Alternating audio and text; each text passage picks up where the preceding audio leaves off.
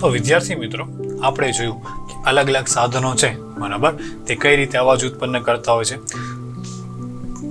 પણ આપણે એ વસ્તુ ખાસ ધ્યાન રાખીએ, કોઈ પણ સાધન જે હોય છે, બરાબર, તેમાં બાંધેલી દોરી તે જ અવાજ ઉત્પન્ન નથી કરતી હોતી, પણ તે આખું સાધન છે તે પોતે કંપન કરતું હોય છે. રાઈટ? જેમ કે આપણે વાતચીત કરી, સિતાર છે તેમાં ખાલી જે દોરી હોય છે તે જ અવાજ ઉત્પન્ન નથી કરતું હોતું, પણ તે વાદ્ય છે તે આખું કંપન કરતું હોય છે. તેવી જ રીતે તબલાની આપણે વાતચીત કરી, તબલામાં જે દોરી ખેંચીને બંધાયેલી હોય છે તે જ ખાલી અવાજ ઉત્પન્ન નથી કરતું હોતું, પણ તેની અંદર જે હવા રહેલી હોય છે, બરાબર, મતલબ કે તે તબલાની અંદર જે હવા રહેલી હોય છે તેના દ્વારા પણ અવાજ ઉત્પન્ન થતો હોય છે. રાઈટ? તો હવે આપણે જોશું કે મનુષ્ય દ્વારા ઉત્પન્ન થયેલી ધ્વનિ આપણે કઈ રીતે અવાજ ઉત્પન્ન કરી છે તેના વિશે આપણે માહિતી મેળવશું.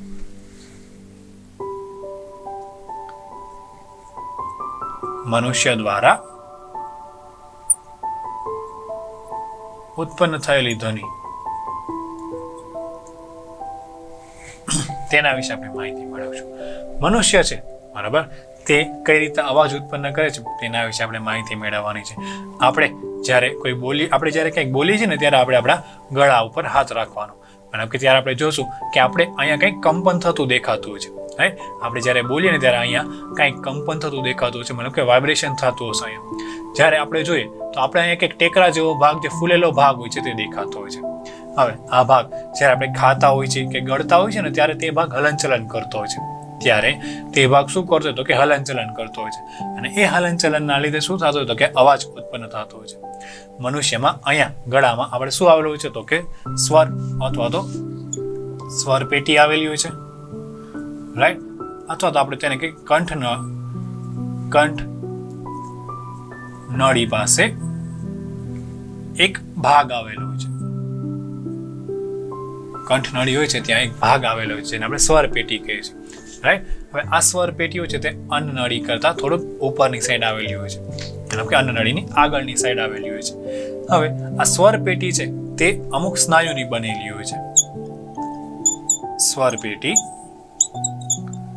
સ્નાયુની બનેલી હોય છે.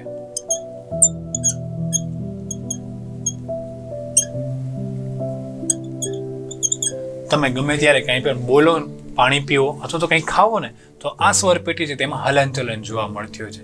સ્વર પેટીમાં શું જોવા મળે તો કે હલનચલન આપણને જોવા મળતી હોય છે. રાઈટ? હવે આ સ્વર પેટીના સ્નાયુ હોય છે. આ સ્વર સ્નાયુઓ સ્વર પેટી સાથે ખેંચાઈને બંધાયેલા હોય છે, ખેંચાઈને જોડાયેલા હોય છે.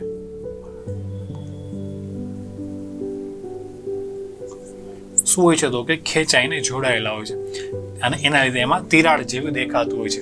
રાઈટ? તેમાં તિરાડ દેખાતી હોય છે. તેમાં તિરાડ દેખાતી હોય છે. તેમાં શું હોય છે તો કે તિરાડ દેખાતી હોય છે. જ્યારે ફેફસામાંથી હવા આ સ્વર પેટી સુધી જાય અને તિરાડમાંથી નીકળે તો તે સ્નાયુઓ છે તે કંપન અનુભવે. તો આ સ્વર સ્નાયુ કંપન અનુભવતા હોય છે, કંપન અનુભવે. અને આ જ કંપનના લીધે છે તે અવાજ આવતો હોય છે.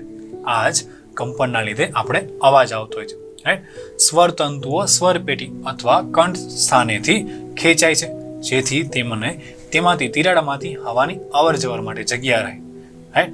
આજે કે બી સ્વર તંતુ હોય છે તે સ્વર પેટી અથવા તો કંઠ સ્થાનેથી ખેંચાયેલી હોય છે, જેથી કરીને શું થાય કે તેમાં તિરાડ હોય અને ત્યાંથી હવાની અવર જવર થતી રહે.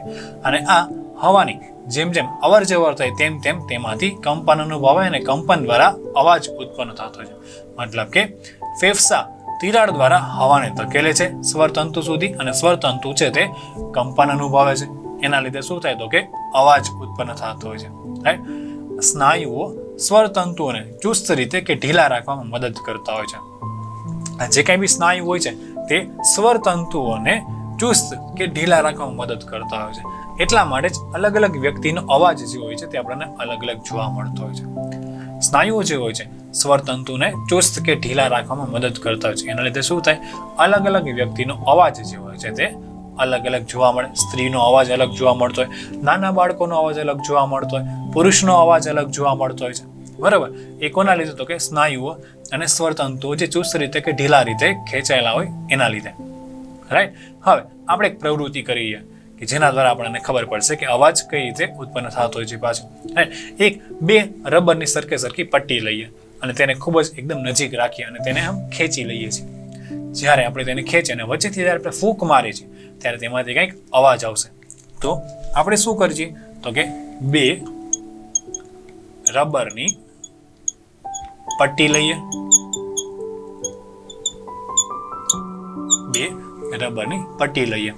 તેને એકબીજાની ખૂબ જ નજીક રાખીએ,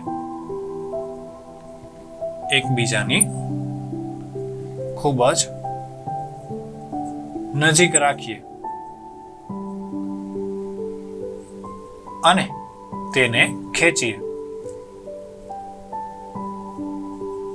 રાઈટ. પછી શું કરવાનું છે આપણે કે પછી તેની વચ્ચેથી ફૂંક મારીએ,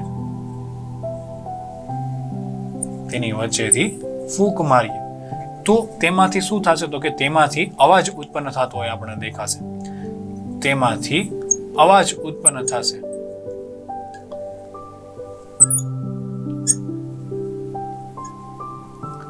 તેમાંથી શું છે? તો કે અવાજ ઉત્પન્ન થાય છે. હવે તેવી જ રીતે આપણે હજી એક પ્રવૃત્તિ કરીએ કે આપણે કાગળની એક પટ્ટી લઈએ. શું લઈએ? તો કે કાગળની પટ્ટી લેવાની,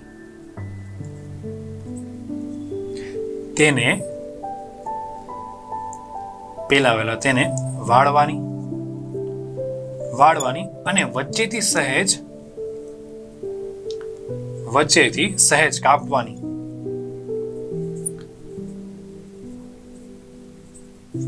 આકૃતિમાં દર્શાવ્યા પ્રમાણે છે. તમને આકૃતિમાં દર્શાવ્યું છે તે રીતે.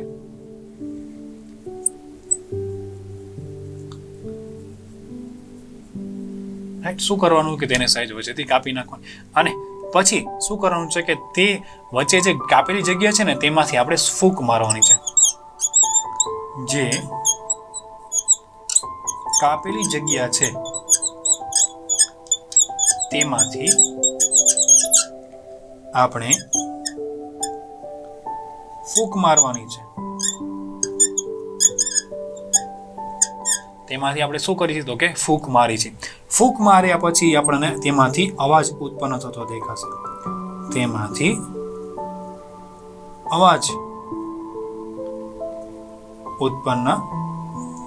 દેખાય છે.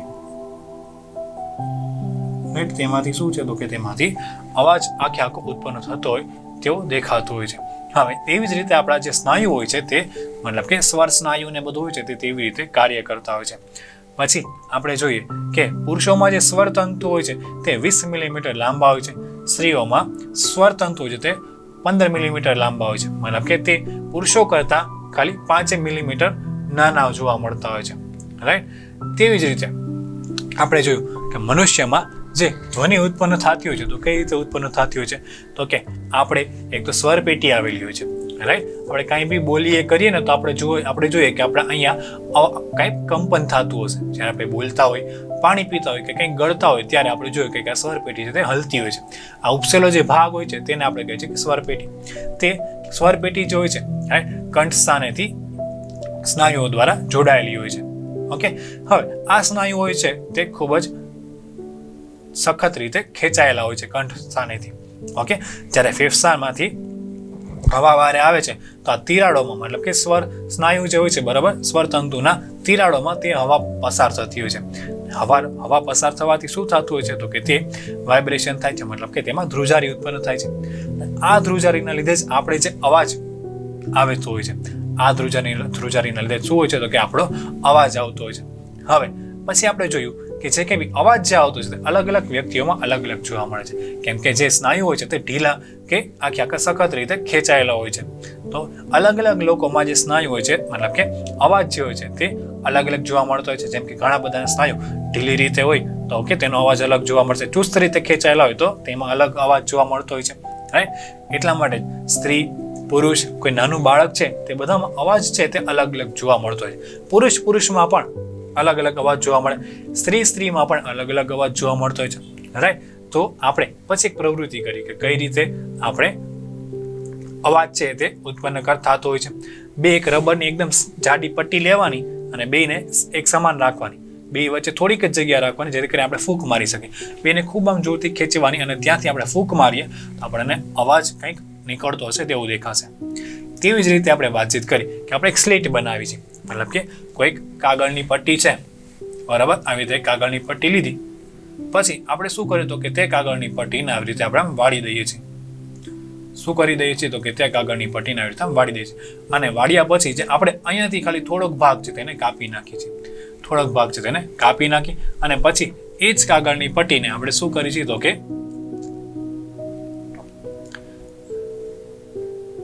આવી રીતે આમ રાખી દઈએ છીએ. અને આપણે પછી શું કરીએ છીએ તેને આકૃતિમાં દર્શાવ્યા પ્રમાણે તેમને આવી રીતે રાખવાની છે.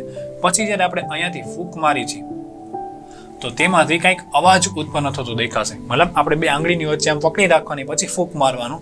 ત્યારે આપણે જોઈએ તો કેવો એકદમ અવાજ તીણો ને એવો અવાજ ઉત્પન્ન થતો હોય છે. સેમ આવી જ રીતે આપણા જે સ્નાયુ હોય છે તે કાર્ય કરતા હોય છે. આવી જ રીતે આપણા જે ગળાના જે સ્નાયુ હોય છે ને સ્વરપેટીના, તે આવી રીતે કાર્ય કરતા હોય છે.